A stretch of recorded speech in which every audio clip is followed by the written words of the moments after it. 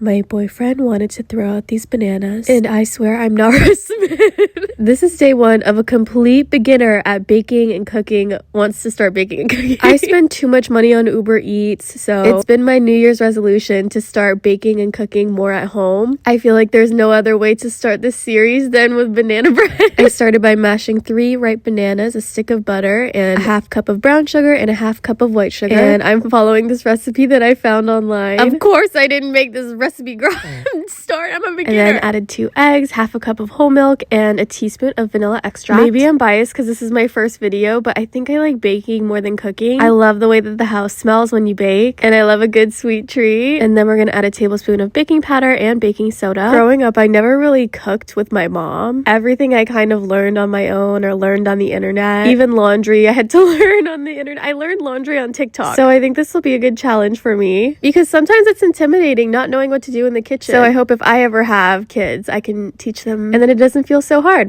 I don't know. I then added a cup and a half of flour with a little bit of cinnamon and a little bit of salt. And then that's it. That's your banana bread. Okay, preference. I cannot have banana bread without a little bit of chocolate chips. Also, I need a KitchenAid. This is me being dramatic that my arm hurts so that my boyfriend buys me a KitchenAid. See how much my arm hurts, babe?